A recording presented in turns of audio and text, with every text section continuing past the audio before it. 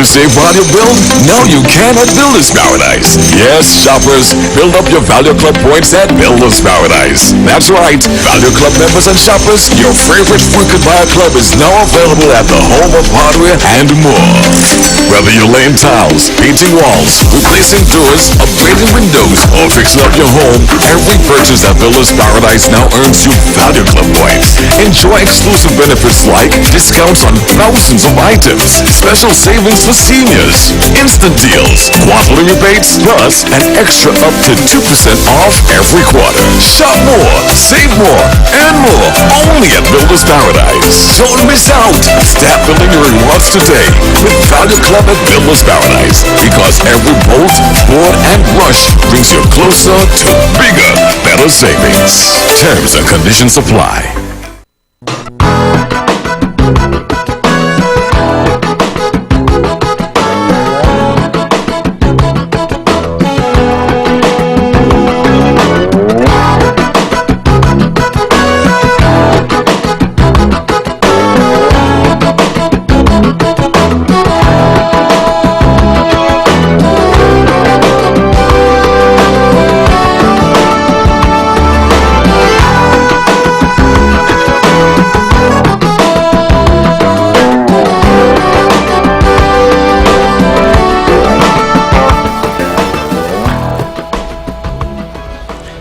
Good evening and welcome to another edition of Talk That Gets Results, your Let's Talk show. I am the Honorable Spencer Brand, sitting in for our great host, Everett Webber Herbert. And let me say a very pleasant good evening to Webber. I hope that he's getting some much needed rest and having some well-deserved downtime. As per usual, we are here every Tuesday evening at our prime time hour, 7 p.m. to 9 p.m. with topics that we feel is of some importance to the public. And if you feel that you have such a topic, please give the good folks here at One Radio a call at 1-869-469-1616 or 1700. And those are the numbers that you can also use to get into our show this evening. We ask all our callers to be certainly respectful to our guests and certainly to the listeners, and also to be respectful to yourselves whenever you call into the show. You can also follow us on our YouTube channel at Von Radio and our Facebook page at Von Radio. Thank you for joining us, and we are indeed delighted to have you joining us this evening, whether you are joining us, if you're on your job, if you're in your vehicle traversing, if you are just relaxing at home. We are indeed delighted to have you. Tonight the show will be in two parts, and the first half will be with two very distinguished gentlemen, and I will very shortly ask them to introduce themselves, and then we can get into our discussion tonight. So welcome. And we are indeed delighted to have you with us tonight. Mr. John Hanley. A special good evening to all of our radio listeners. My name is John Hanley. I'm the Permanent Secretary in the Ministry of Tourism. And this evening we will be sharing with you the plans for our Tourism Awareness Month. Our month of activities we dub it Exposition Nevis. So we are going to walk you through these plans, and we hope that at the end of the evening we will be able to inspire you to participate. And good evening, Mr. Dean Sandiford. Good evening. Thank you, Mr. Brand. My name is Dean Sandiford. I'm the manager of Malcolm Gishet Park, and I'm here to guide you through the month of activities for Tourism Month. Gentlemen, Mr. Hanley, you said Exposition Nevis. Can you tell the listeners what is expected when we are talking about Exposition Nevis? Certainly. Our Tourism Awareness Month, it is a time when we engage with the general public, and it is our intention to make sure that persons are aware of what the Ministry of Tourism does and also the Tourism Authority. So if you may, Minister Brand, let me walk you through the objectives of our month of activities. Sure. So the reason why we have this month of activities, which we call Exposition Nevis, number one, to create awareness among our stakeholders about the importance of tourism. And the importance is the importance to the economy. It also has a cultural importance, and there's also an environmental importance. And these are the three pillars of sustainability. So we have this month of activities to make persons aware, which is very important because tourism is everyone's business. Even though Nevis is a very small island, you would be amazed to see the diversity of the tourism product. Nevis stands heads and shoulders with many of the bigger destinations around in terms of the diversity, in terms of how many different kinds of tourism products that we have on the island. And so a very important objective of our month of activity is to showcase our tourism product diversity. And I believe that it is because of that showcasing that is why the term Exposition Nevis was coined. It is a time when we put Nevis on display, so to speak, so that people can see what we have to offer, what this little island, this little but great island has to offer. We first dubbed it Exposition Nevis back in 2016, but it's not the first time that we had tourism awareness activities. We have been having tourism awareness activities going way back since at the time when the ministry and the then Department of Tourism would have been founded. Back in the day, we probably just had a short period of time, such as a week of activities, but based on the number of things that we had to do, we decided from 2016 to develop into a month of activities, and hence Exposition Nevis was born, with the subtitle, All Things Tourism. Another objective is to encourage local support for local businesses. Tourism is a business-oriented concept, and it is very important that our local businesses survive. And during our month of activities, we showcase what the local tourism businesses are doing, and we encourage local persons to immerse themselves in the experiences that these local businesses are offering. It is really interesting to see how many locals have no idea as to what we have to offer on the island. They've never been on a tour, they haven't been to some of our historical sites, they've never gone to a local massage person. So it's very important that they support the local businesses, because if they experience the local businesses, then they will be able to interact with the tourists and say, oh, all right, I have gone to the Nevisian Heritage Village, or I have gone to this lady down the road and I've had a great massage. And when persons who are visiting our islands come to us and ask for recommendations, then we will be able to speak from a point of authority, having experienced it ourselves. We also, during our month of activities, want to stimulate entrepreneurship. And by the way, I did not remember at the beginning to point out that every year we have a separate theme. Our theme for this year is tourism and sustainable transformation. So everything that we are doing surrounds that. Sustainability has to do with the three basic pillars. The economy. Are we stimulating livelihoods for people who are involved in tourism? Are we helping people better financially? And then there is the social aspect. Are we strengthening the society in terms of, are we making sure that the culture and the customs and so on are preserved? Are we taking care of our heritage sites? Are we fully maximizing our heritage sites? And then the third pillar of the sustainability equation has to do with the environment. Are we developing our tourism in a way that protects the environment? I'm heartened to see that we have decided to do away with single-use plastics. And even in our festival, for example, the Mango Festival, when they are acquiring, like the dishes and the cups and so on, they go out of their way, the tourism authority, they go out of their way and they make sure that they get biodegradable stuff. So they are leading by example. So we are not just talking the talk when it comes to sustainability. We believe in walking the walk. So we want to stimulate entrepreneurship, because government cannot do it alone. Sustainability is built on partnerships. So it is very important that we encourage a transformative mindset where people don't sit down and believe that government is supposed to provide them jobs. It is important for people to come up with creative and new ideas and look at other jurisdictions when they travel, pick up ideas and come back and do a little bit of market research and see, what do the people of Nevis need? How can I change this? How can I make it better? And then come up with some sort of idea. That is what entrepreneurship is about. And we really want to focus on that as we focus on our theme, tourism and sustainable transformation. And we also want to improve domestic tourism.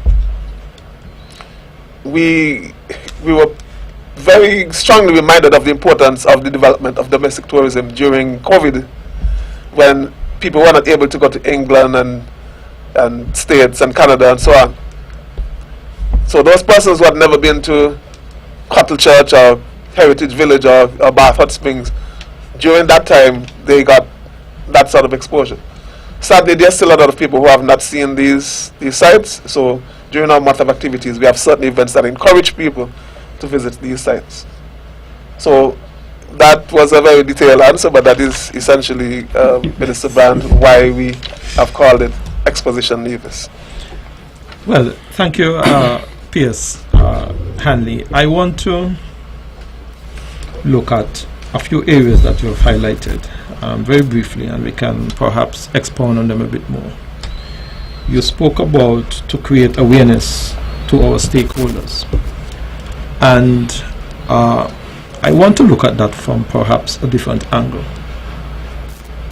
in the context of sustainability and transformation, and to look at what are the programs and what is in place when it comes to, one, our stakeholders. And I want to perhaps use a different category of persons as our stakeholders, our children within the schools, because the next generation, in my mind, must be able to take ownership as well of our tourism product.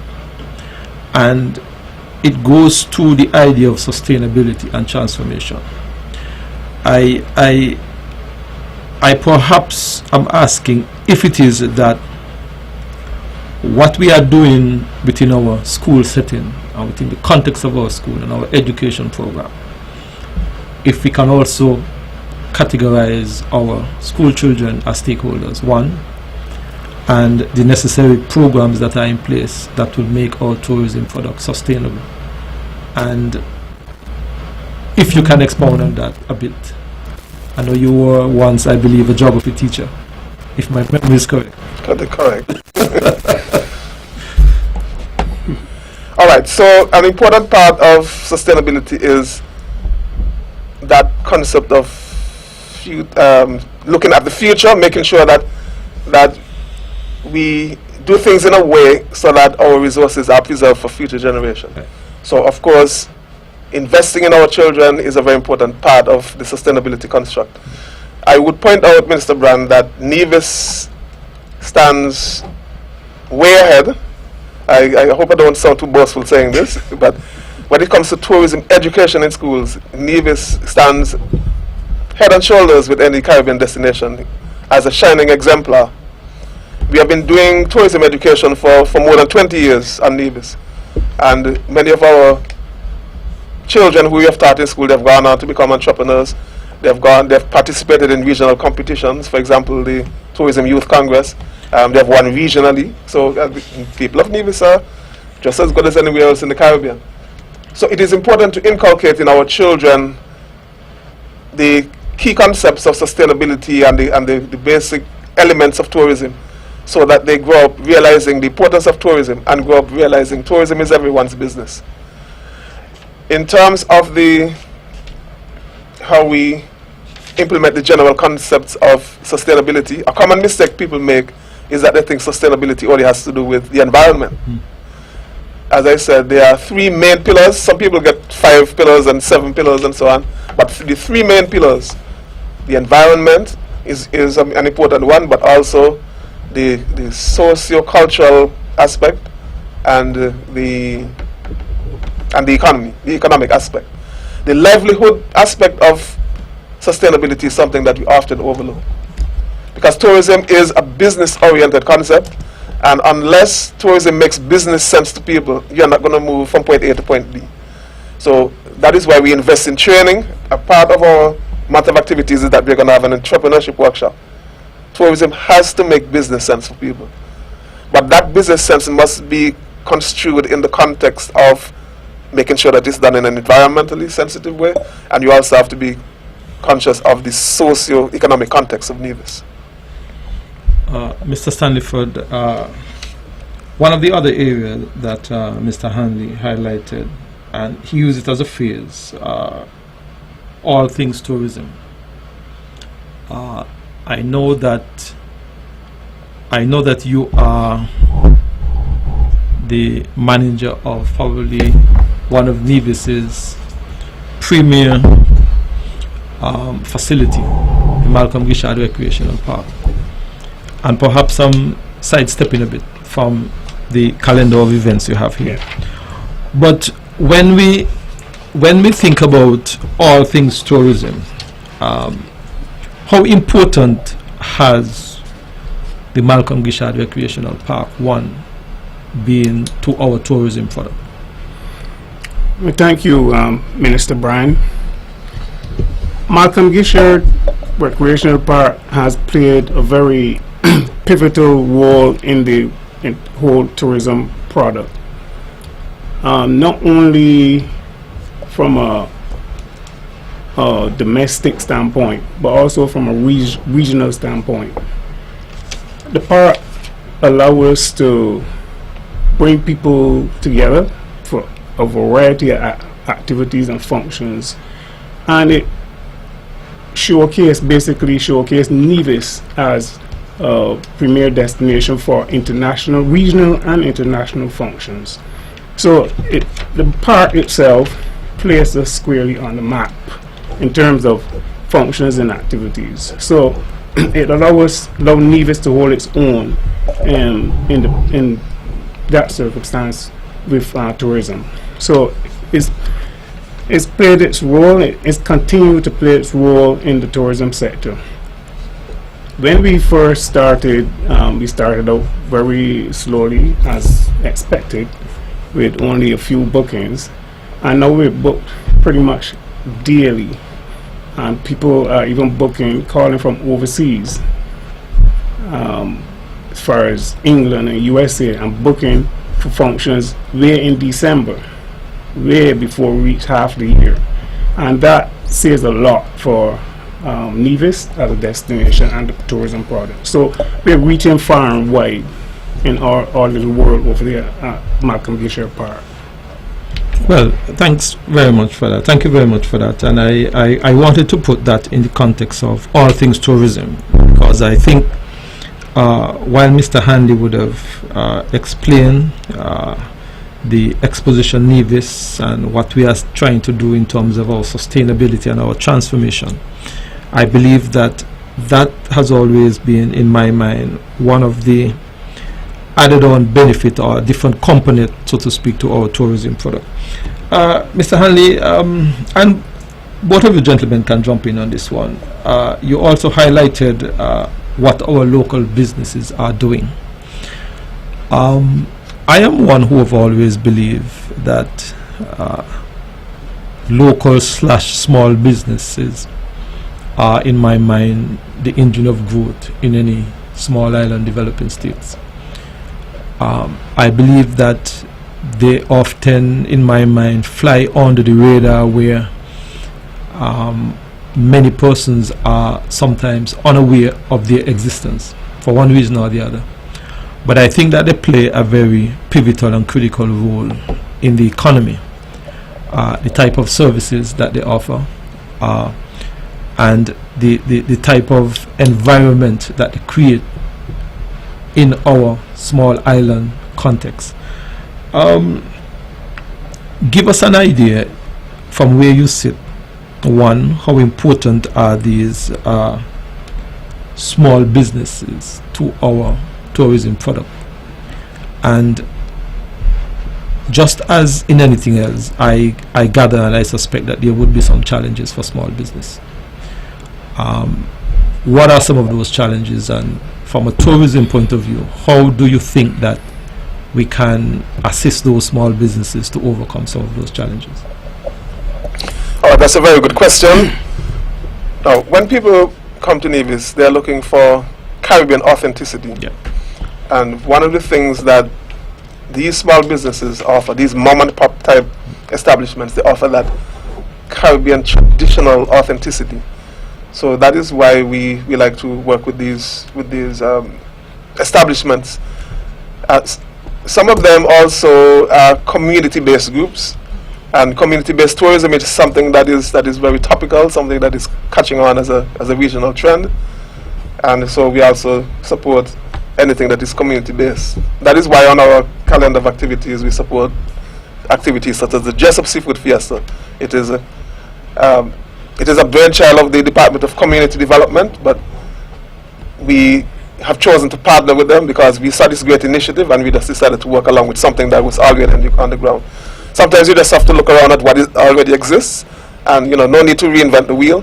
So the Department of Community Development has been doing a good job in terms of galvanizing what is on the ground, and we are only too happy at the Ministry of Tourism to work along with them to collaborate in this regard. Some of the challenges faced by the small businesses, well, one of the main challenges is access to capital. And one of the things that we do is that we point them in the direction of agencies such as SIDU. Yeah. And there are international organizations such as JEF that provide small grants to these businesses. There are times when the government may be able to access funds to the Republic of China, Taiwan, and sometimes they have objectives such as greater inclusiveness on a gender basis or an age basis, making sure that younger persons have access to capital, or making sure that women have a greater say.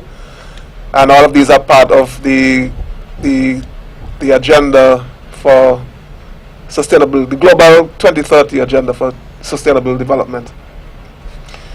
One of the things we keep saying to businesses is that not because they're small and not because capital is limited, that should not limit their ability. Because some of the most creative ideas are born out of limited circumstances, and once they once they get access to the initial seed funds, and once they invest in a particular way, once they have a proper business plan, and that is another problem again. A lot of them just rush into it without having proper planning. But when we do our training, such as our entrepreneurship training, or when we refer them to SIDU, they are forced to realize it doesn't make sense to gallop down the road without having a plan. You must have that as a foundation. Once you have a proper plan and the proper feasibility studies have done, then they tend to do much better. One more problem I'd point out in terms of small businesses is that by and large they lack sufficient digital presence. And these days, if you're not online, you basically don't exist. It's very difficult for people to find you. So one of the things that we are going to be emphasizing when we have our entrepreneurship training is that it is very important to have a presence online, and it's very important also to accommodate digital transactions, because people hardly walk around with a lot of cash anymore. So it's important to be able to have somewhere that people can pay using electronic transactions. Wonderful. You have before us a month of activity, starting from Friday the 2nd all the way down to the 30th. Can you give an indication to the public as to what those activities are, and solicit basically the support of the public to attend and support these various activities that you have put forward for Nevis Tourism Awareness Month 2025? Well, we are very happy that Van Radio has allowed us the opportunity to share with the general public the plans for Tourism Awareness Month. The month begins on Friday the 2nd with an official launch downtown Charlestown. We wanted to start it with a bit of a bang this year. And so I'm going to turn over to Mr. Sandiford to explain some of the details. Mr. Sandiford is on the team. At the ministry, we have a number of sub-teams that deal with different events. Yes. So, Mr. Sandiford, if you would be kind enough to share on the launch that is scheduled for this Friday. Yes, thank you, P.S. Hanley. Yes, on Friday, May the 2nd, we will start with our launch down at the Dr. Walden Plaza. Most people call it Small Square. And this launch will be from 3 till 5. It's expected to be, it's only 2 hours, but it's expected to be packed with entertainment. We have some performers there, Hollywood and Junior's Bit. He'll be singing. We'll have Kenny Warner. We'll have poets, some cultural performers too, masqueraders, steel pan, and drummers. And we will have some vendors there on sale with what we call finger food and stuff like that to keep you, going as you enjoy the entertainment. So this is where we'll start off on Friday. We'll also have a DJ there that's going to ramp things up and get things going from about roughly 2 o'clock or so. So we'll hear a bit of music and so on going on to ramp things up and get people all excited. So that's for Friday. So Friday, and Yeah. then Saturday the 3rd.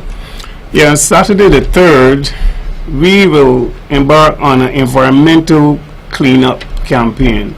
This is going to be in the Penny's vicinity area. This cleanup campaign is going to start at 5:30 in the morning. 5:30 in the morning, be spearheaded by Mr. Seth Williams, who is the Chief of Security at Malcolm Gisher, for the Ministry of Tourism. And we have a number of people there with this cleanup process. We're going to take Nipak, what you call Nipak Road. We're going to go down Nipak Road. Actually, we're going to start at the Ministry of Tourism's main office. And we're going to move to Nipak Road. Then we're going to also split up in groups and take the bypass road down to the Island Main Road. And then I think we're going to split off in 2 directions and go to Penny's Hotel area and down Penny's along the Island Road down to Penny's Beach. So it's going to be pretty much of a whole big circle. And that should take about 2 hours or thereabout of cleanup. It should be fun. At the same time, we endeavor to get the place really, really clean. So that's one of the highlights for Saturday. And that's starting at 6:30 a.m. Actually, it's starting at, we're going to meet there at 5:30. Oh, okay. Yeah, that's a typo. We're going to meet there at 5:30. And hopefully we'll start off about maybe 5:45 or so and start the cleanup process before it gets too hot, because it's going to be a long process. And we're all excited about this. So you want to send out an invitation to volunteers? And Yes, I would like to take this opportunity to send out an invitation to persons who would like to volunteer to give us a hand with the cleanup process. It should be fun, and we would like everyone to come along and participate in the whole process. We'll have gloves for you. We have some trash bags. We can also get a sponsorship to remove the trash, the bags of trash after we're done. We wanna endeavor to keep our roads and our guts and so on clean, especially as we approach hurricane season. We want to get rid of those plastics and bottles and things like that from choking up these areas. So this is a really great endeavor. Wonderful. And on Sunday the 4th, Yes, so on Sunday the 4th, we always believe in... you will play the organ? I'll be playing something, yes. So on Sunday the 4th, we always believe in, at the early part of our month of activities, in giving thanks to God, because Without him, we can do nothing. Every year we choose a different church in which to worship, and we usually go around the island by parish. So this year we'll be worshipping in a church there in St. George Parish, St. George Gingerland. We'll be at the St. George Anglican Church, and their service begins at 8 a.m. I understand that it coincides with the annual Harvest Thanksgiving service, and it is a very interesting coincidence, because the purpose for which we will be going to that service is to give God thanks for what he has done in terms of our tourism industry, and the church would also be giving thanks for the harvest. So we invite one and all to come to the church service, 8 a.m. Members of staff of the Ministry of Tourism will be participating in the service. We have also engaged our tourism stakeholders to participate in the service, and we are also inviting you, the general public, to come on out and join us to be part of that. And then we move to Monday the 5th. So on Monday the 5th, we have the Jessop's Seafood Fiesta. Earlier I was talking about the importance of community-based tourism, and this event to me is arguably the best example, or one of the best examples, of community-based tourism on the island. The folks there at Jessop's, they have a good thing going. I believe they have been having this activity for 10 years or more, and the ministry has only been too happy to partner with the Department of Community Development and the people at Jessop's to host this event. What it involves basically is that from 11 a.m. they will be selling a wide variety of seafood-based dishes. So if you like fried gar and shellfish and curried conchs, you know, whatever it is. I've seen whelks and so on. So there is a wide variety of seafood-based dishes at the Jessop's Community Center, and it starts at 11 o'clock, goes right down until probably about 6 o'clock. So we invite one and all to come along, get your food, your seafood rather. And what we are hoping is that over time, the seafood fiesta would evolve into something bigger, something different, such that we will have more of these types of events. The Ministry of Tourism is engaged in active discussions with the folks at the Jessop's Community Group, because we have told them, we have seen in other jurisdictions that fish-based events have the potential to bring a lot of benefit to the economy. Remember that an important part of sustainability is economic livelihoods. Yes. We have seen what it can do in other communities, and we believe the same thing can be true in the Jessop's community.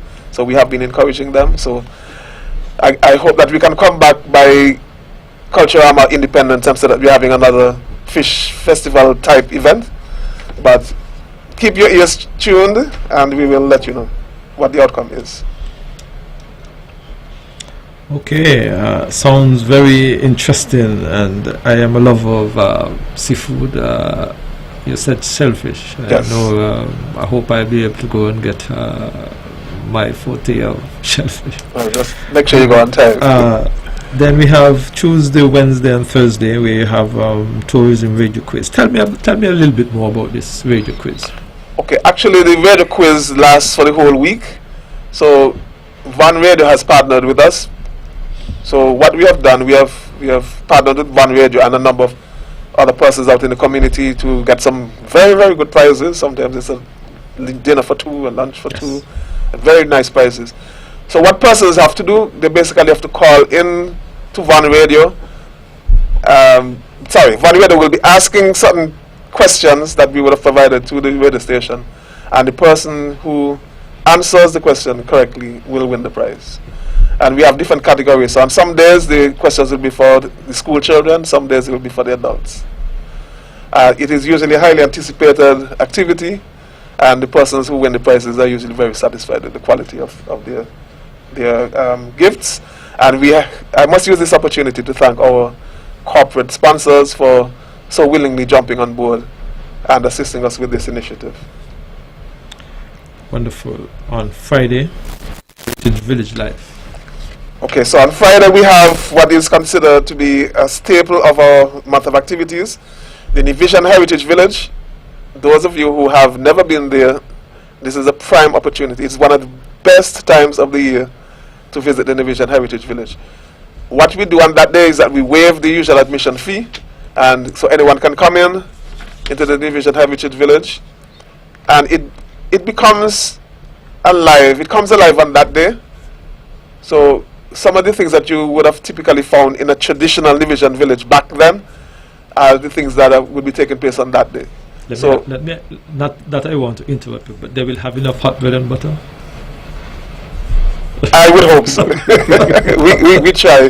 The demand is very high. Yeah, demand is usually very high. Last time I was there, I noticed that the line was fighting too. That is one of the hottest. That is one of the hot ticket item there. Yes. The hot bread and butter. All right. And sometimes we have cornmeal and steamed fish cooking demonstrations, cassava moussa, cassava bread making. We'll have little things for the kids as well, because we usually invite all the schools. I understand that there are even some schools from St. Kitts who are going to be coming over this year. Wonderful. So this thing is getting bigger and bigger. And we of course have a DJ to provide musical entertainment and the usual cultural acts. So we invite everyone to come on out, take some time out, turn on your pot on that day. Come on out, get some goat water, get some barbecue chicken, get some, conky, potato pudding, whatever it is that we have over there. Walk through the houses and see the things that we used to have. Grandma and grandpa would have told about certain things, but you would not be able to see them, or you may not be able to see them until you come to the Division Heritage Village. So that's on Friday the 9th, beginning at 10 a.m. Saturday. All right, so an innovation that we have on our calendar is a scenic island tour. There are many persons I've talked to that have never been to New River, for example. They've never been to many of the different places on the island. So this is an opportunity for persons to step into the shoes of a tourist, if you will. So we have partnered with Lime Beach Bar, and we have a very special offer at a price that is considerably less than the normal price. So for only $100, anyone who so wishes can go on a safari type tour. And those safari vehicles are like those converted trucks with the open back. Yes. So you get all that fresh air, and you have an unobstructed view, so you can see. So it's a tour that will last approximately 3 hours, and lunch would be included in the $100. So that to me is a steal of a deal.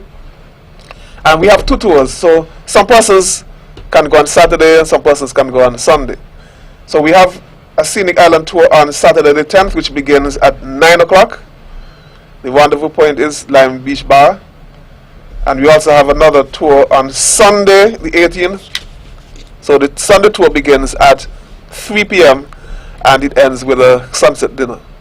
So both activities are for the low price of only $100, including that's easy?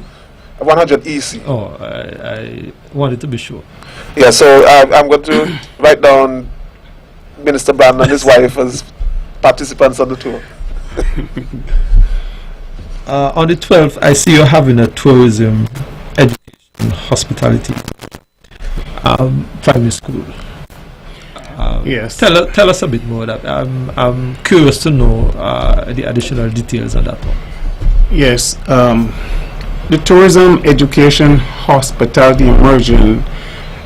This is a program that is set, actually is going to run for a few days, the 12th, 16th, 19th, 21st, and the 22nd. And it's going to involve primary schools and secondary schools. The aim of this is to introduce our younger generation to the tourism product and how things are done within the tourist sector.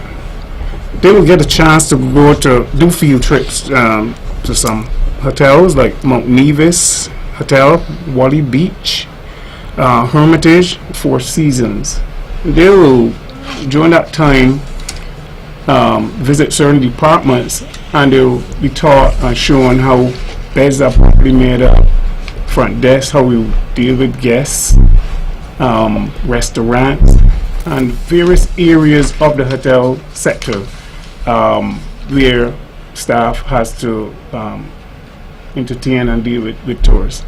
And I think this is important because both yourself and the PS did mention getting the younger generation involved in the tourism product. And this is a good way of introducing the younger generation into the tourism product, so to be a smooth transition, educating them, if you will, at an early stage in life and getting them more involved in the tourism product. So this is a program that's set up for those few days to induct them or immerse them into what we do in tourism. Well, I am very happy to see this because it goes to what we spoke about earlier in terms of our sustainability and ensuring that we have that continuity, so to speak, in ensuring that the standard of our tourism product is maintained. So when I saw it on your calendar of events, I thought that it was one of those components which I think can have a far-reaching and a long-lasting impact on our tourism product. We also have a few other events. I see Night of Passions. I see. Can you share some light on the Night of Passions? All right, let me speak to the Night at Passions. Night of Passions. Passions Bar and Grill is a local establishment, a local restaurant establishment that is located at Cox over in St. John's Parish, and we have partnered, the Ministry of Tourism has partnered with them to have an evening which showcases local cuisine. So persons can get the opportunity to go out, dress up nicely, have a nice Caribbean buffet, and it based on the menu that was described to me just today, it is quite sumptuous, and I can't believe that the price is so low for all that food that Karen would be providing. So it is only 100 EC, and entertainment will be provided by Garlic. So it fulfills a number of our objectives. It showcases I have traveled to many Caribbean destinations, and I'm telling you. But Garlic alone is $1,000. So you have the entertainment, that is some serious value there, and you also have some of the best cuisine anywhere in the Caribbean. So only 100 EC, it begins at 7 o'clock on Thursday the 22nd. Okay, prior to Night of Passions, on the 21st you have entrepreneurship training workshop. If I am to attend that workshop, what will I be expecting? So this workshop is on Wednesday the 21st. It's an entrepreneurship training workshop designed to equip local stakeholders with the knowledge, strategies and tools needed to succeed in a rapidly evolving industry. And there are three main areas that will be covered: sustainable practices for competitive advantage, building brand awareness, not Spencer brand, but the brand of your company, building brand awareness and social media strategy, and e-commerce and digital payments. Those are the three things that will be covered. So we already have our guest speakers confirmed, and all that you have to do is to call the Ministry of Tourism to find out what is involved in registering, and we'll be more than happy to have you on board and have you exposed to this valuable information. Very interesting topics, and I certainly want to encourage persons who are interested in the tourism sector, or even if you are already in the tourism sector as a small business, that they can make good use of this entrepreneurship training workshop. Gentlemen, we are coming down to the end of our time allotted to us, but I just wanted to highlight the event on the 30th of May, Wellness Fair. Yes, yes, we have on the 30th of May we have the Wellness Fair. This is at the Bath Hotel and Hot Springs. This will be an all-day affair, and it starts at 8 in the morning and runs till about 4 p.m. it will highlight the health promotion unit will be conducting things like blood pressure check, blood sugar, kidney function tests, urine analysis. In a world where we are so busy and we really don't have time to check these things, I think these are important. This is a very important fair, a very important wellness program where we can slow it down, go and get these things checked, and at the same time have fun, because there'll be some other things going on here.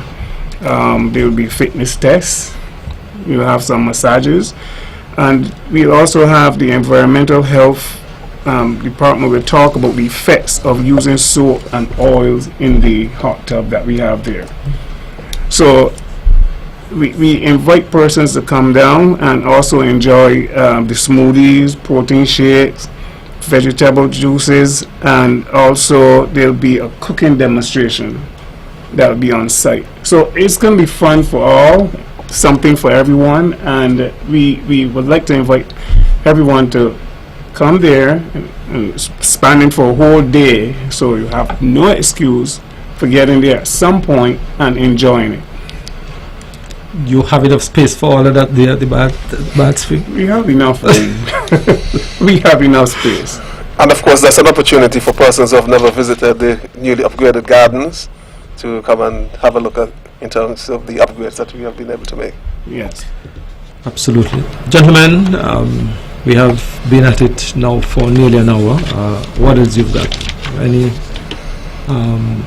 Well, I want to end by quickly thanking our committee members, and if I can quickly call some names: Mrs. Kimon, Moving Penny, Mr. Sylvester Mead, Tessa Manners, Irvin Simmons, Seth Williams, Dane Sandiford, Dale Hendrickson, Joanne Manners, Lydia Lawrence, Akina Anthony, Kerries Elliott, Tyrese Daniel, Azalea Percival, Nakisha Bartlett, Desiree Hamilton, and Trevia Smithen.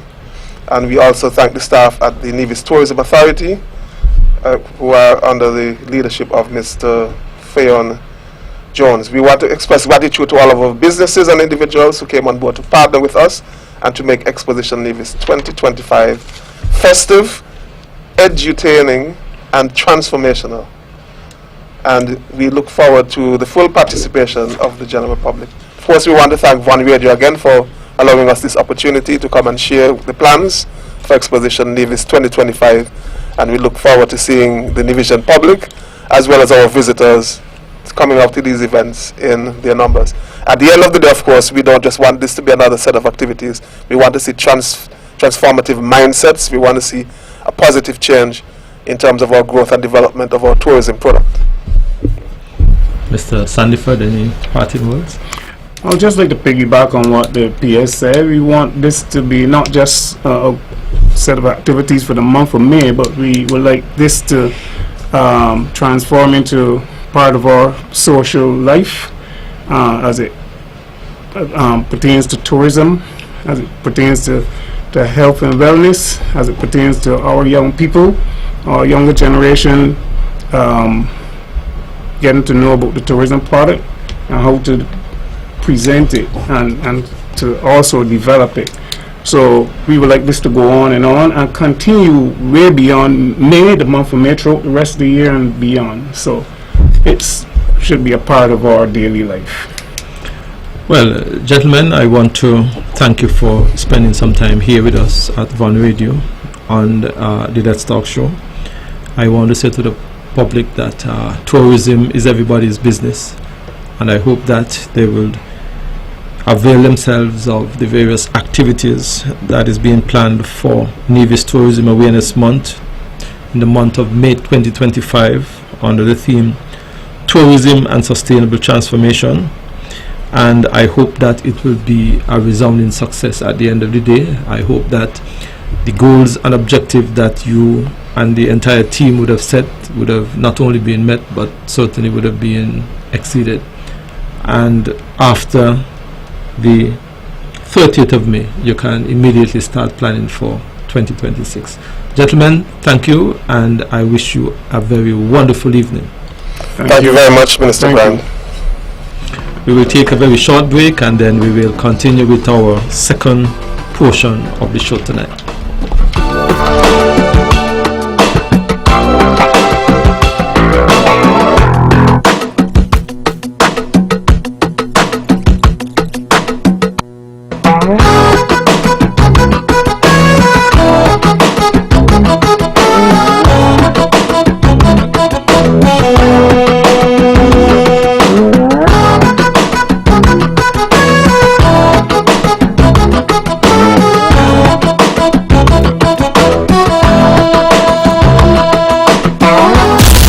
Attention shoppers!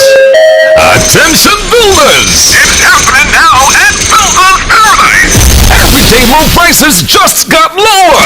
That's right! Pay just 13% VAT or take a 4% VAT discount off or already unbeatable everyday low prices! Whether you're building, renovating, or upgrading, now's the time to stock up and save big on everything you need! Why wait? These savings won't last forever! Head to Builders Paradise today and experience even lower prices on everything you love! Builders Paradise, where low prices just got lower! Don't miss out! Shop now!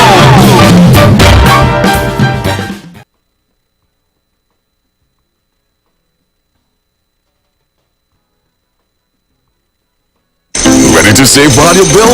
Now you can at Builders Paradise. Yes, shoppers, build up your Value Club points at Builders Paradise. That's right, Value Club members and shoppers, your favorite frequent buyer club is now available at the home of hardware and more. Whether you're laying tiles, painting walls, replacing doors, upgrading windows, or fixing up your home, every purchase at Builders Paradise now earns you Value Club points. Enjoy exclusive benefits like discounts on thousands of items, special savings for seniors, instant deals, quarterly rebates, plus an extra up to 2% off every quarter. Shop more, save more, and more, only at Builders Paradise. Don't miss out. Start building your rewards today with Value Club at Builders Paradise, because every bolt, board, and brush brings you closer to bigger, better savings. Terms and conditions apply.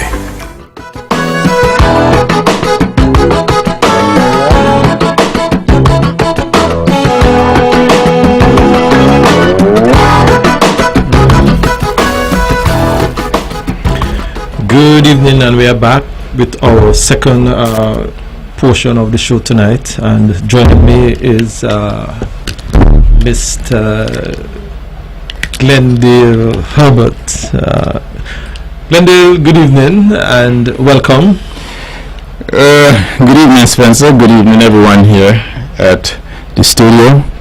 Good evening to everybody out there who are listening our voices tonight on Vaughn Radio.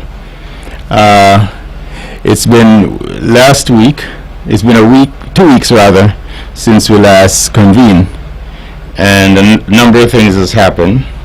Of course, we know that Pope Francis passed, and we've seen the burial, we've seen the entire week of celebration, if we would call it that, and of course recognition of his passing. They've announced the conclave, and a new pope is about to come,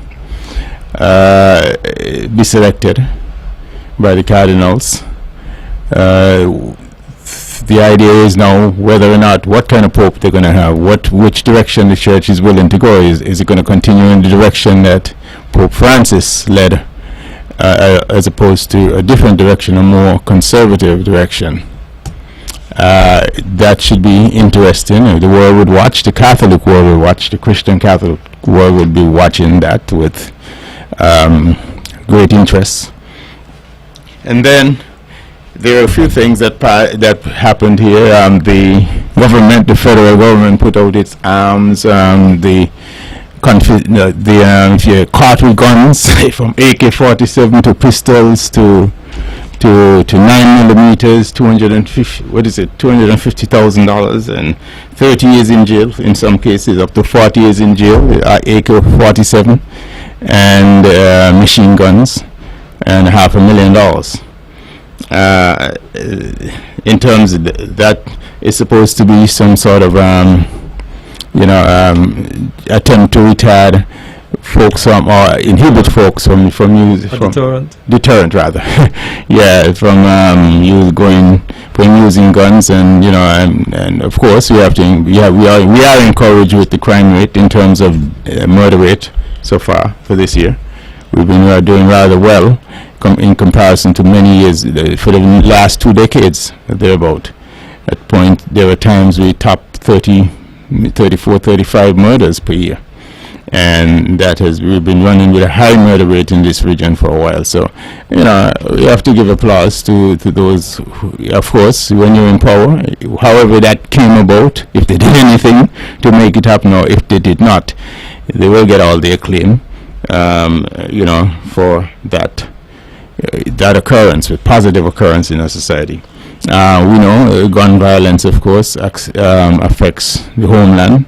It affects our image, our reputation, international reputation, particularly at the fact that we're a tourist destination, in Nevis in particular, high-end destination. That's what we advertise and that's what we encourage. So I think it's pointing in the right direction in terms of our product that we sell here in the island. The low, at least the cutting of the murder rate, which is significant. It probably is 10% of what normally is projected to be thus far. So we hope that we stay at that 10% of the overall murder rate, annually. What the highest heights of it that we've normally had with 30, 35 plus, or whatever that number is. If I think we had 3 so far for the year. So we've been doing rather well. And of course, sponsor the returnees, Carifta youngsters, the high school kids who went off to Carifta. We won 2 medals. We must compliment those winners of the 3 medals in the events that they took place in. They took part in rather. And we also compliment the entire team and the effort they put in. To go abroad and represent us in such a way. I think that's good, and I think we can only get better at this. I remember the days we wouldn't even get a medal, so so we've done rather well thus far. What's your thoughts? Glendale, you've put quite a number of items on the table, starting of course with the passing of Pope Francis. What I've observed from the funeral ceremony was how everything was crafted, right down to the very minute detail, it appears. But what he was laid to rest in my mind, was one of the most simplest. I'm not even sure what I can call it. Coffin, casket. A very simple. No lot of bells and whistles. And that was, in my mind, the nature of the gentleman. From where he came, and he has always been touted as the Pope for the poor and the needy. He has come out of that kind of heritage, so to speak. And the way in which he exited this life or on earth was, in my mind, one of the most simplest of form. From just, I don't mean any disrespect or anything, but it was like a simple box. And I'm there looking at it, and I'm there saying, well, this is the Pope who is the leader of 1.4 billion Catholics, and here it is in what I call one of the most simplest form of what would have enclosed his body, in its simplicity, in its uncomplicated nature. And I dare saying to myself, wow, I hope that the world is taking note of this. it almost looked as though it was something that was made by a grade A craftsman. Because there were times when the camera really focuses on that coffin, and you see the cleanness of it. You see the simplicity, but still the craftiness of it. And I looked at it and I said, well, all of us at some point will exit the stage, and based on how we carry ourselves here in our lifetime, sometimes we perhaps go off the reservation in how we try to exit. But here in my mind, that there is a powerful, influential, spiritual leader, one who was well respected by kings and presidents and you name it. Some of the world's most powerful people paid him reverence. And I said that is, in my mind, a great example of simplicity and humility. And that, for me, was one of the hallmark of the entire proceeding and ceremony. That here it is, this powerful individual can exit in such a simple, down-to-earth fashion. What were your thoughts when you look at that coffin? Well, looking at the coffin, it sends a message that you come with nothing and you go with nothing. Right. No matter how much you acquire.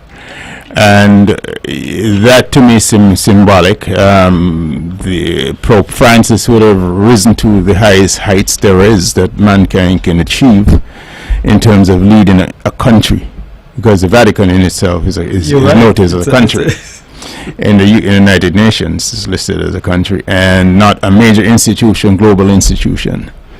And it sends a message, no matter how austere your surroundings are, or no matter the heights by which you've leapt, at the end of the day, all the trappings of life, you go with nothing. And living, it's symbolic to see, he's lived his life for the poor, dedicated to the poor, the impoverished. And his advocacy was in terms of protecting the poor. Yes. And that in mind, that is one of the questions that are before. So the 134 cardinals that are going to be making this decision as to who would inherit, the papacy, the leadership of the church, and whether they will go in a different direction or this is the direction that would, that benefits the institution. It's not just, it has a lot of other things that are important to uphold and upkeep for the upkeep of the institution, not just, catering to the poor. So there will be competing agendas, competing ideas as to which direction the church should go. That within itself, we are spectators of the one, amongst the 1.4 billion, not amongst them, but in addition to the 1.4, because I'm not Catholic, who will be looking on and to see as, where this goes and follow the excitement of white smoke? Yeah, whenever the white smoke comes out, I think it's white smoke, it is, if I'm not wrong. Yep, so... yes, we wait, and I believe that they would engage in their internal process, and at the end of the day, we will see who will take over this 1.4 billion. Glendale, I want to turn a bit to, you also put on the table the federal government and the measures that have been put in place in terms of funds and You are absolutely correct that we have, I know from since I've been here as a contributor to the show, there has been a lot of concern about the type of weapons that have been used in some of the murders. What are some of the punitive measures that could have been put in place to ensure that individuals do not avail themselves with these kind of what I call really weapons of war? St. Kitts and Nevis does not manufacture weapons, and based on some of the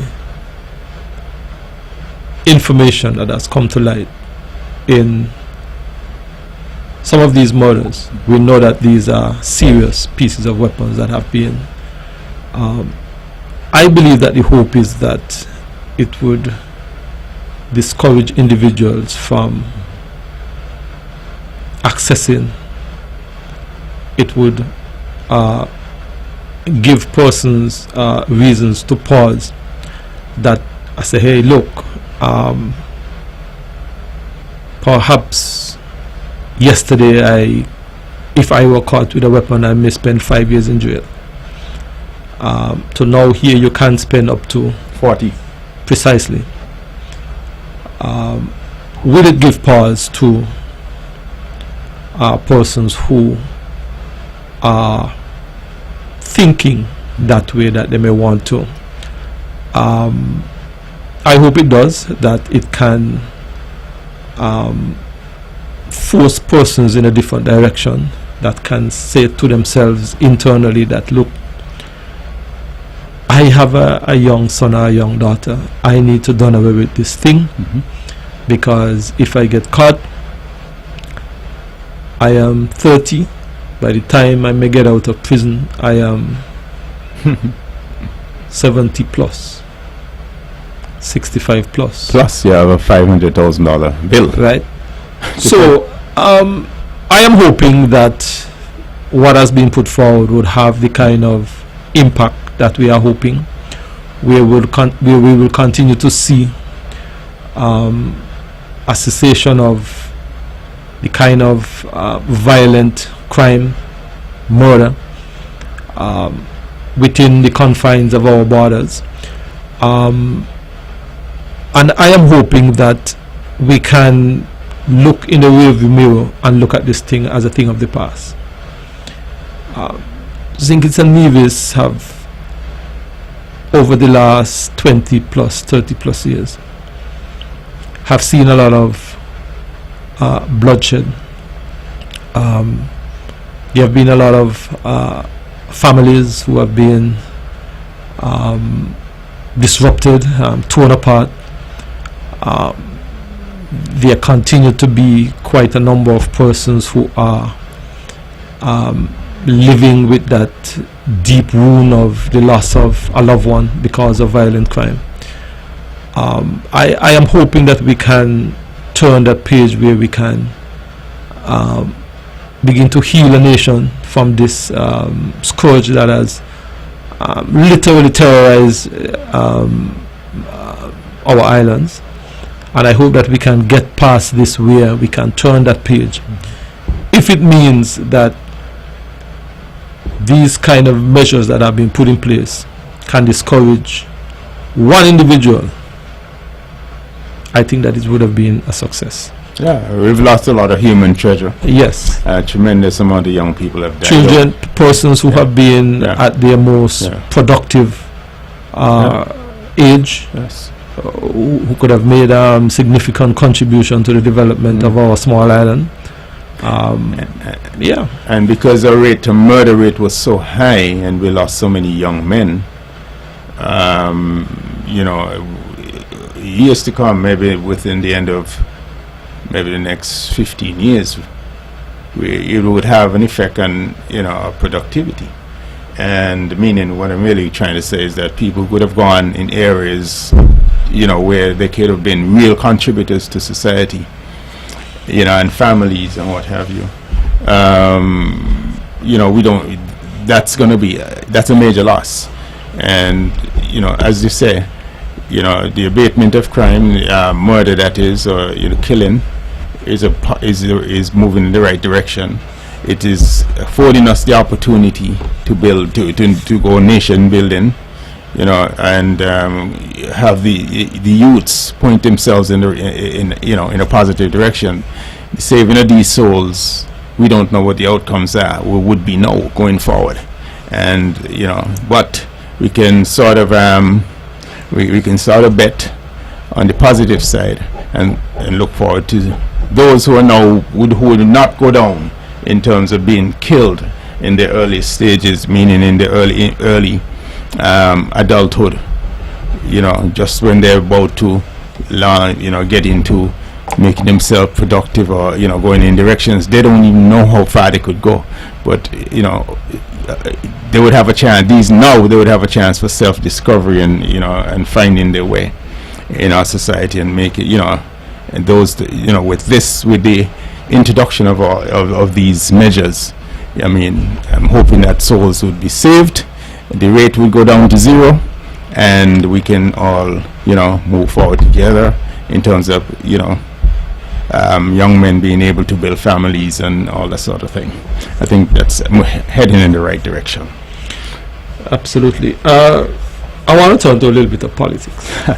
I know that's one of your hobby.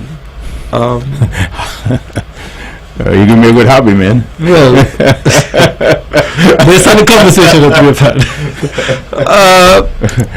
elections in Trinidad and Tobago. Yes, sir. I have been picking up a number of articles out of Trinidad, and one such article, opposition sailed to victory in Trinidad and Tobago. Camilla Passad Besesson led her UNC party to victory. Trinidad and Tobago, like a number of other Caribbean countries, including St. Kitts and Nevis, have had and continue to have this issue and this matter of crime. I was in Trinidad late last year, and it's as almost after 6 or 7. You can't see anybody walking anywhere. Whoa. The vehicle that I was in, gentleman that was driving me, indicated actually that his girlfriend have had a family member kidnapped. That has been one of the main issue in the Republic of Trinidad and Tobago, the issue of crime. We have other countries where crime and the type of crime and the level of crime has been cause for great concern in all of these territories. St. Kitts and Nevis was no exception. That was an issue in that election, amongst other things. It is, in my mind, going to be a tall asking of any government, any new government, to think outside of the box and to bring crime and criminality under control. I believe that, I'm not sure if you have been paying attention to that election, but what's your take on, well, the victory seemed as though it was a landslide, and I believe that the UNC now have a significant mandate to deal with some of those issues that the people of Trinidad and Tobago are facing and confronting. Well, she wasn't shy at all when she campaigned. I mean, she was direct, she was forceful as it relates to the crime issue. She literally went as far as telling people to, pull your Glock, pull your guns. You're in your house and anybody invade your house, open. This is the kind of language she employed on the campaign trail, which is, strident language. It's not the kind of language you normally hear when in campaigns, but she made a good calculation because she knew what was on the people's mind. A lot of internal polling was done, not just in terms of trying to find out what's on the minds of the people and what concerns the people most, and she played to it well. Crime, crime is high in Trinidad, and it's what's on the people's mind in terms of, like you said, you walk the streets or you drove the streets and hardly anybody in evening walk is outside. Mm-hmm. So she was tough. She advocated strong measures in her campaign as it relates to dealing with crime. Lock them up, bring back the death penalty and that sort of thing. And the country rallied with her for the most part, except for Port of Spain. Port of Spain, the entire Port of Spain area, the PNP is a PNP, I think. PNM, sorry, the PNM party carried. But she carried the country, the entire sort of country, all the way east, all the way down south. She just carried every precinct. It was a bold landslide, and it tells you, the people voted. The people voted, with the interest based on what was put in front of them. And Camilla what she put in front of them was a very strict and a very aggressive agenda, to combat crime, and even empowering people, citizens who have guns, telling them to use their guns if their properties were invaded or broken into. So it's no different from any other election. Whatever is on the minds of the people is what you play to, for the most part. Just the practical way, running politics.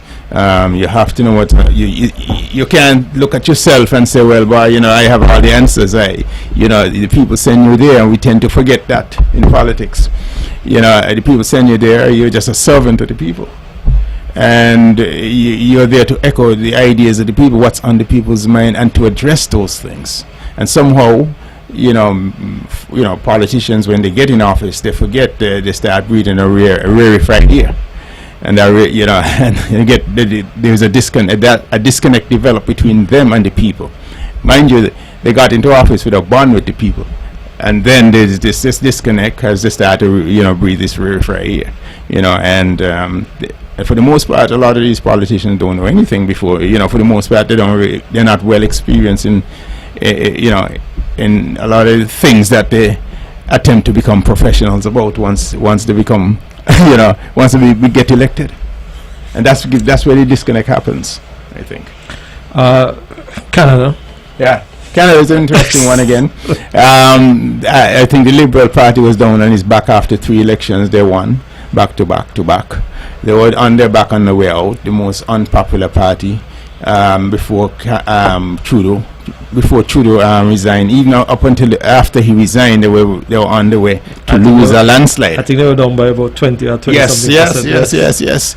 And here come, of course, Donald Trump with the 51st state Governor Trudeau, and of course people normally is going to be nationalistic, rally around, circle the wagon, and the Canadian people circle the wagon, of course, and rally around the red flag. Is the red flag? The red maple flag. Mm-hmm. Rally around the red maple flag. People are afraid, and they don't want to be demeaned. They feel demeaned by them being referred to as a 51st state and all that. And of course, Trump, I don't know if Trump really meant that. I don't think that's what he meant. I think what he really wants is economic union with Canada and driving them into that position. But that's not what he said. But that's not what he said. Publicly, Canada, yes, 51st state. So that the backlash came, and Carney has won. He ran a good campaign. He played well to the fears of Canadian Canadians rather, and again, there you go. Just like in Trinidad, the crime issue, how that is what's on the people's mind, and Carney played well to that, and that again shows you how the politics ought to be run. But here's the problem: is when you get in office, can you keep that commitment? Do you forget? And that is where the wheels come off for most elected politicians. Glenn, I wanted to look at. I'm not sure if you were listening to the first part of our show. With the folks from the Ministry of Tourism and their month of activity as it relates to what they are planning, tourism and sustainable transformation. I thought that the discussion was one that I believe gives some insight to our tourism product, and what it is that they are seeking to do to ensure that the tourism product of Nevis is sustainable in the first instance, and where persons can get involved as entrepreneurs. I want to, not necessarily in the tourism context, we can probably broaden it off into a different area, but I wanted to pick your brain a bit, really, as it relates to the area of entrepreneurship. Are we, as a small island, doing a good job that we can do when it comes to fostering one, entrepreneurship, and two, creating the kind of nursery, so to speak, to ensure that any person, young, middle age, those who are up in age, decide to venture out in a new area. Is it that we are providing the necessary tools, one, and are we creating the enabling environment for entrepreneurship to, one, be courageous, be sustainable, and be able to bring value to the public in whatever area that they are seeking to do? Frankly, I don't think we are. It's a culture. Our culture has been one in which where, I'll start by saying this: partnership is leakyship. Those are just things we throw around colloquially, but it goes deep, and we begin to believe these things. Now we also see when we speak of tourists, we think of somebody from far, a foreign land, and to be frank, a white man. And that's our psychology for the most part. Now, these are things we have to begin to square and to grapple with in terms of the way we look at things. Government main role, in my opinion, and I think, is to foster an environment in which growth can take place and opportunities can be earned, and do whatever it can to encourage entrepreneurship. And I do think, of course, we got to look at our investors again. This is another one. We look at investors as foreigners. We always talk about foreign investment. Somebody bringing on board in dollars into a country. And of course, a guy in a briefcase, again, more than likely is a white man. Now, we have a lot of smart, intelligent people around here.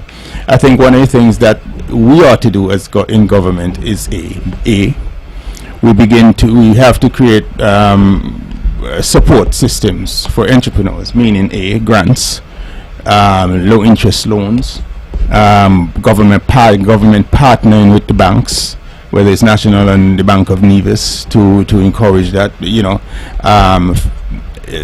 can do grants, like I said, low interest loans, or you can go partnership, funding partnership 50-50. The grants 50 and 50, the person take a loan at 50. Another thing we ought to encourage again, I think, is partnership amongst people. Bringing together resources, two persons are collaborating, bring people together. You may, when you sit in government, for example, you get a lot of income in. But let's say Tom as an entrepreneur who wants to do an idea, but Tom don't have the, he needs support, or he needs somebody to join with him with the technical side of it, understanding of whatever the project is. Government with that level of resources, because he has so much income in data, can point Tom in the direction of where, okay, John is over here, you need to speak to John, and maybe you all can collaborate. You see, these are the kind of things we're talking about. But we need to encourage local people collaborating. I think local people can build hotels. You can put a group of 2 or 3 persons together, who have the interests, can build hotels if government provide them the support and partner with them. You can, not just hotels, but anything for that matter. And also the technical skills, government, lastly. Glendale, sorry to interrupt, but I believe we have a call online. Yes, hello. Hello, good evening. Good evening, gentlemen. Good evening, Rebel. I just tuned in, and I know you started at 7, but I was busy otherwise. But you've touched on Canada, and I happen to live here in Canada, and you were mentioning the election that took place yesterday. I just want to say that it was a little surprising, because the Conservative candidate who was leader of the opposition, Mr. Pierre Poilievre, he actually lost his seat. Yes, so I've realized. Yes, correct. And Mr. Jagmeet Singh, who was leader of the NDP party, which is a little bit more to the left, he lost his seat. So that was quite surprising to me. The only reason, and this is important to remember, I believe the only reason why the Liberals won this election is because Mr. Trudeau stepped down and he actually prorogued Parliament so that there were no elections called.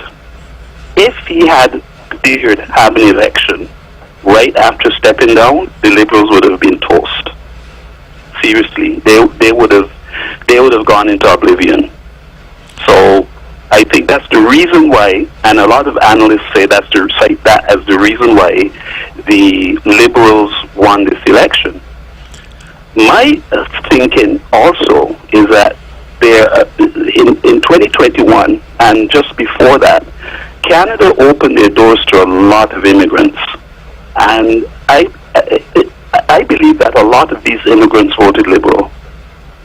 I mean, there were a number of other people who would have voted Liberal. Liberal cohorts would have voted Liberal anyway. But I think that the immigrant population pushed it over the edge. So that is my thinking as to what happened in this election. The other point that I want to bring up has to do with economics. I called this show in January, shortly after Mr. Trump took office, and he told you that there was going to be an economic crisis. And it looks as though that's what we're in right now. It's been, the stock markets have plummeted. They have been totally decimated. People have lost a lot of savings. Trillions of dollars have just been wiped off the stock exchanges all over the world. And a lot of people are having struggles with, their savings that they had and trying to make ends meet. And now this economic crisis with, 1 minute they're tariffs on, next minute they're off, 1 minute they're on, next minute they're off. And this uncertainty is playing havoc with financial planners and with the markets and people's money. So we have a financial crisis there. The other thing is that the root cause of the problem is that America has lost a lot of, in my opinion, they have lost a lot of trade and a lot of manufacturing over the years, mostly manufacturing. Yes. And I don't think that will ever come back to Yes. America. It won't, because companies can find cheaper labor elsewhere in the world, and it is not coming back. So I think that those trade tariffs are just a waste of time, in my opinion. And the other thing is that economically speaking, the rest of the world, all of the central banks are buying a lot of gold. And it would seem to me, from what I've read, is that the gold buying is a result of a new system being formed. The BRIC nations are actually forming a new currency that's based on gold. Yes. And that's why they're buying up all this gold. The average retail, the average person in Canada and America don't buy gold. And so the gold price is moving rapidly because of central bank buying. So I'm just wondering if St. Kitts and Nevis have any plans to buy precious metals. I was looking at the paper, and in the paper it had Barbados had actually minted a gold coin with the Barbados coat of arms on it, and I'm saying, they're onto something. So I'm just wondering, when I hang up, if you might want to talk to your central bankers there and ask them what they're doing in regards to that. And that's all my comment is. Caller, you say you're calling from Canada? Yes, I am, yes. I want to thank you for your call. Let me ask a question, though, before you go. Sure. Yeah. Do you feel that the statements by President Trump regarding making Canada the 51st state of the United States had any significant impact? There are some analysts who are thinking that it did. I believe that those statements would have raised the patriotism of Canadians and went out to vote in numbers. What's your take on that? Well, my take is that it did have an impact. I think Donald Trump's threat did have an impact on the way people voted in terms of who they voted for. Now, Mr. Carney has an economic history. Yes. He has been the central bank governor of Canada. And of London. Previously. Pardon? Yes, yes. Yes, he's been our central bank governor here, and he's also been central bank governor in England. Yes. He was head of the Bank of England. And I think a lot of Canadians see him as their economic savior because of that. Or he has the best chance of combating, for want of a better word, combating Trump in terms of economic policy and how to deal with him that way. So yeah, I do think that has something to do with it. I totally agree with you on that part. The part that was as it relates to the BRICS matter and the BRICS currency matter and the gold issue that you mentioned. What it seems to me is that's a difficult lift, BRICS. And why this is going to be even more a difficult lift for them to pull it off. The SWIFT system is very hard to mimic, very difficult to mimic. That was introduced since 1976, I think they introduced it. And that is a central system that the United States have a lock on. And that is what has been creating that central currency to trade, meaning as a backdrop currency or as a reserve currency for BRICS nations, which they call the global south, to trade amongst global south countries. That's a very difficult lift, and that is one of the reasons they've been having a difficulty in bringing this to market, Now, what's going to compound this entire event in terms of BRICS is this trade war, this tariff thing. Because it puts China in a bad position, because China is the leading nation in terms of forming BRICS. And not Russia, it really is China in terms of they're depending on the Chinese economy. Now, you would be aware, and Spencer is aware as well, that China has maybe $700 billion in treasury bonds. They can't dump them. And if they begin to sell them and dump them, the balance sheet gets too big, and it would drive their currency. After all this time that everybody's been complaining, it would drive their currency to the roof, meaning all their goods would become expensive. And then,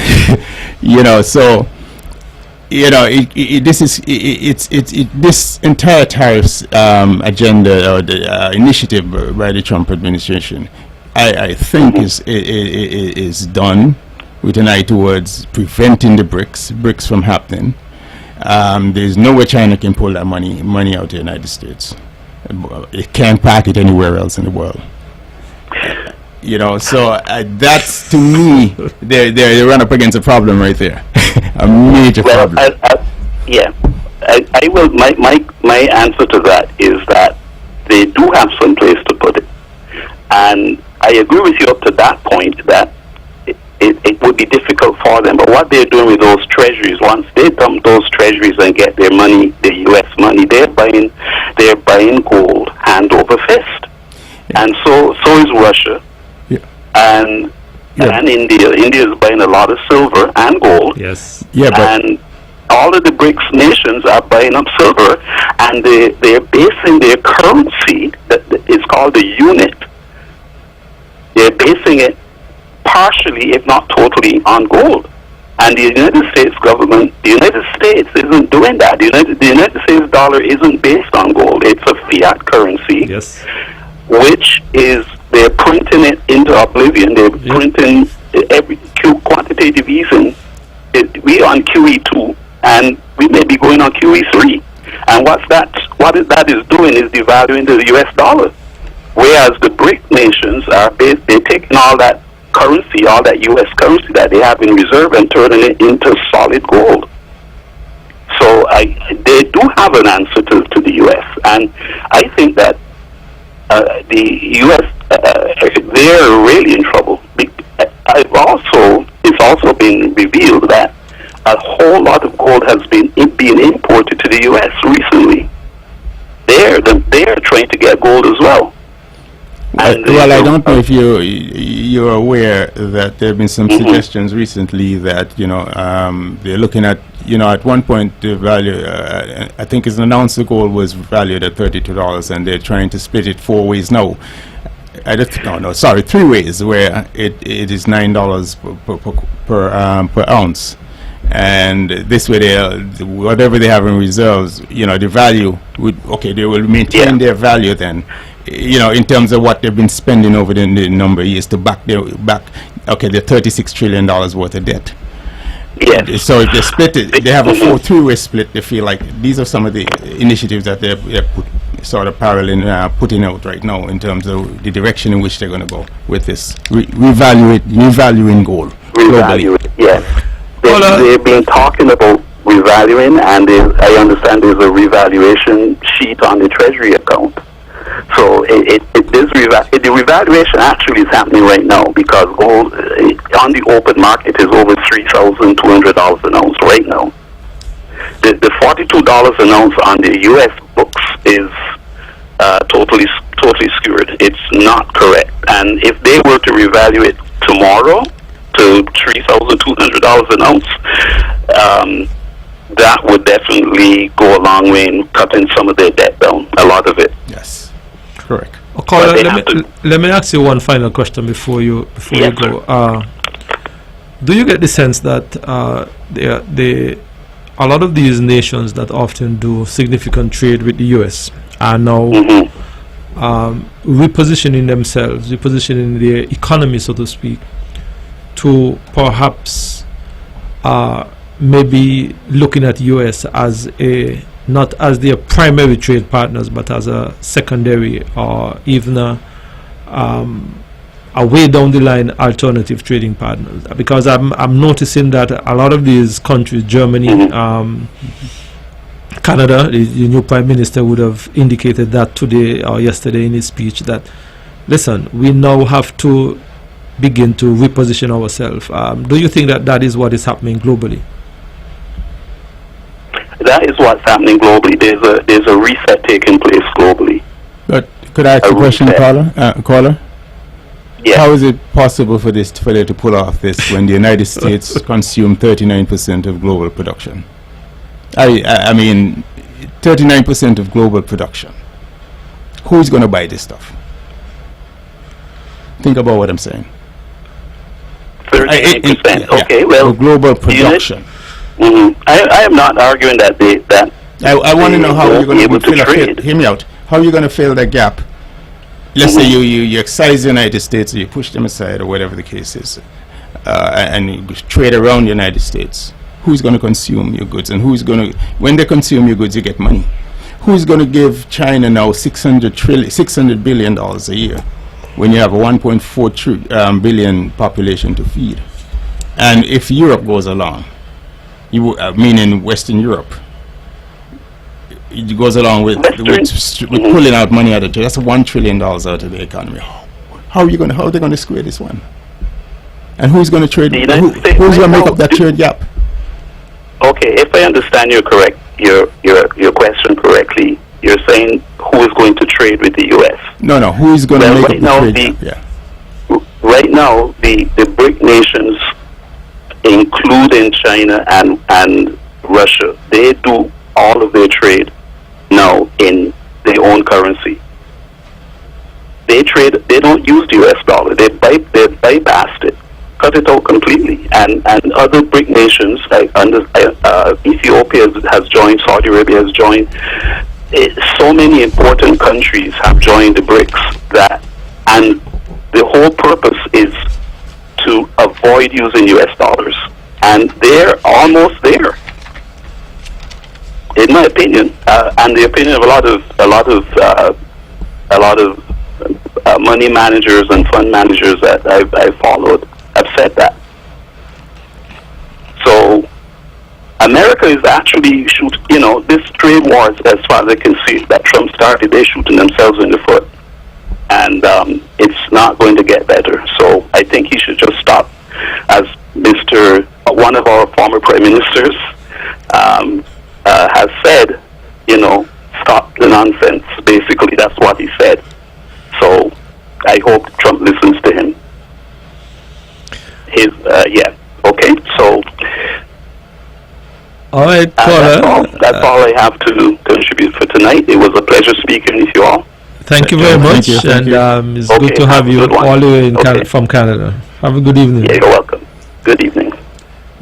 This bodes to be a pretty interesting way forward, because the question I keep asking, and I want to see who is going to make up that $1 trillion, $600 billion, and in trade, meaning that's dollars going into your economy.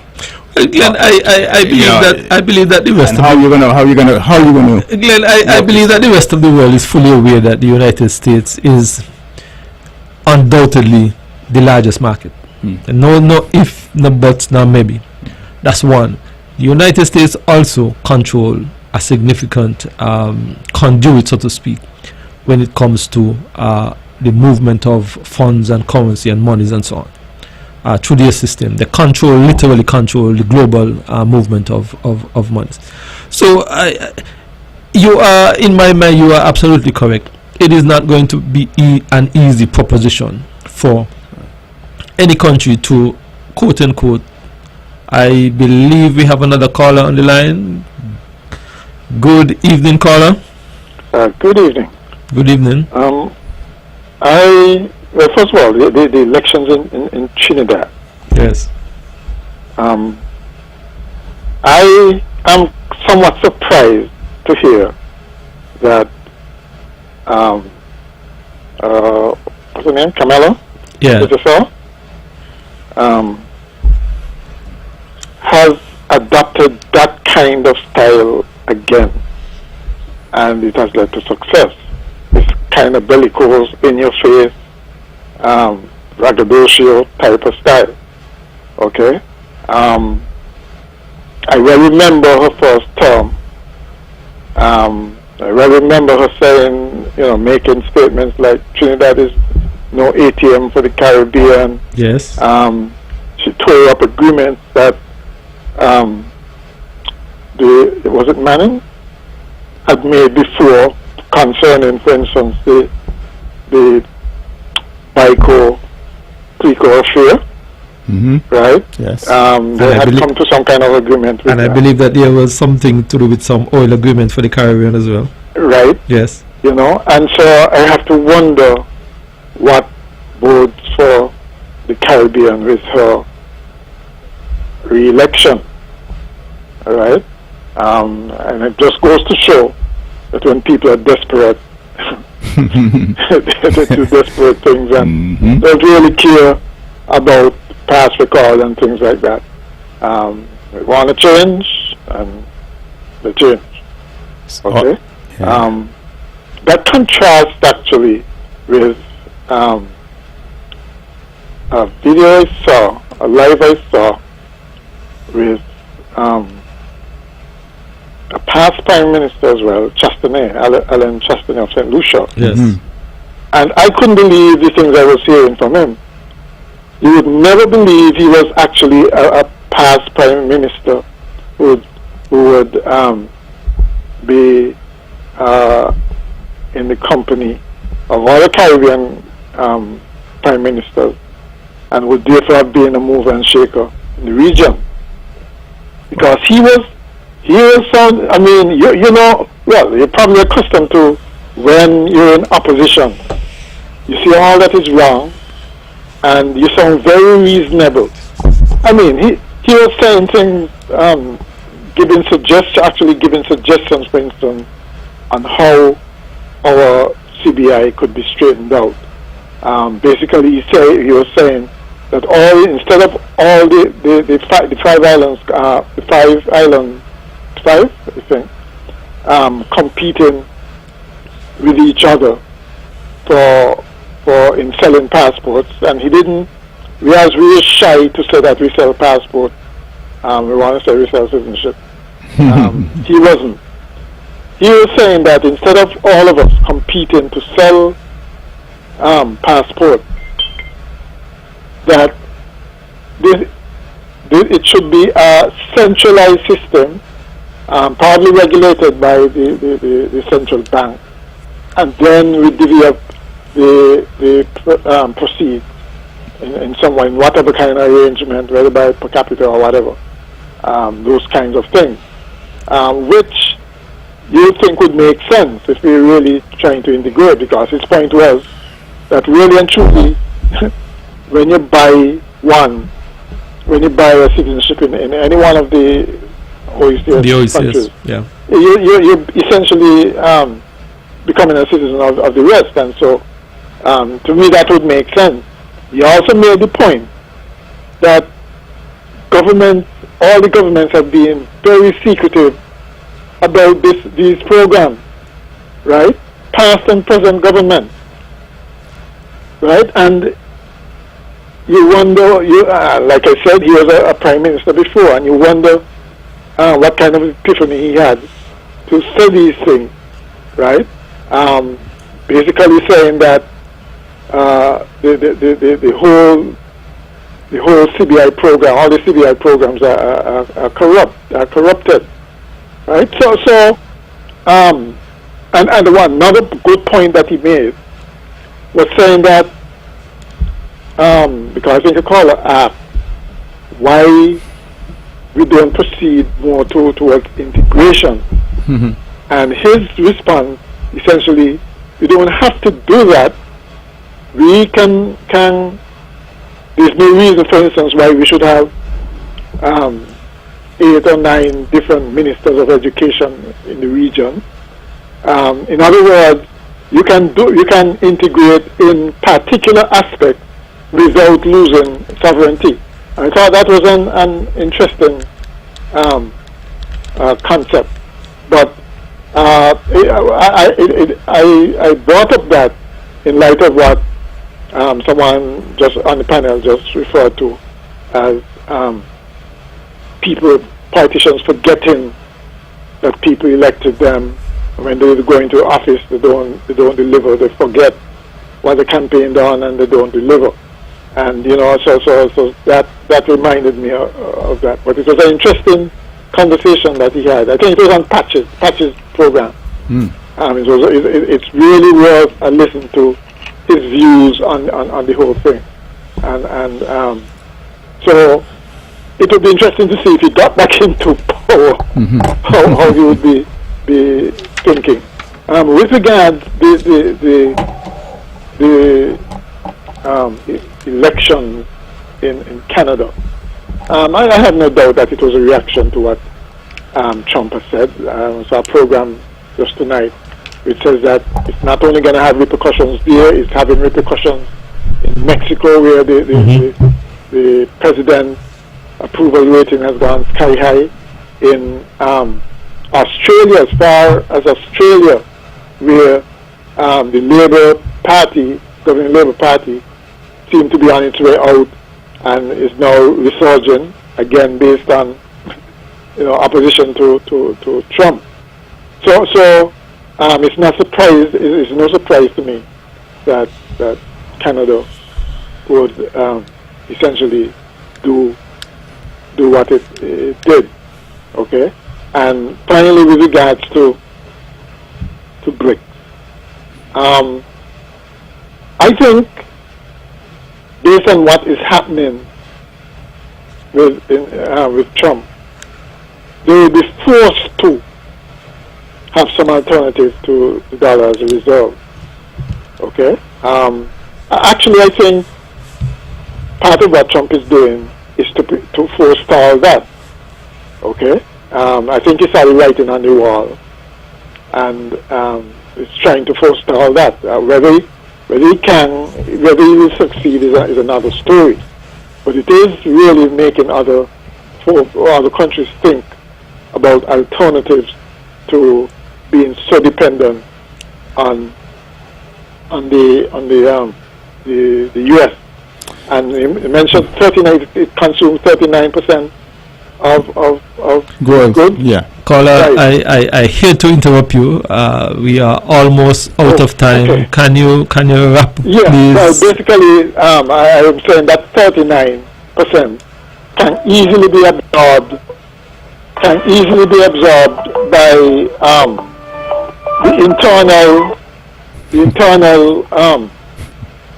economy of the various countries, I would think. it might be a blessing in Why aren't they doing it now, Carla? Yeah. No, it might be a blessing in disguise because the living standards of their people would improve. Just for consumption in their own countries. I see. I think they'll be okay. Caller, thank you so much. Yeah, okay. Again, we are practically out of time. Practically out of time, but the question that was posed earlier, though, I think that needs some work in terms of dealing with how can we foster entrepreneurship in this country and encourage it more amongst the people. And I think we need to take up this at some other point. All right. That's our show for tonight, ladies and gentlemen. I certainly want to thank all the callers. I really want to thank the listeners and those who would have viewed on the various online platforms, YouTube and Facebook. This program will broadcast tomorrow at 10 a.m. and I am certainly asking our listeners to join the Honorable Mark Brantley tomorrow evening at 8 p.m. for the On The Mark Show. That's our show for tonight. Thank you so much. Have a wonderful evening and God bless.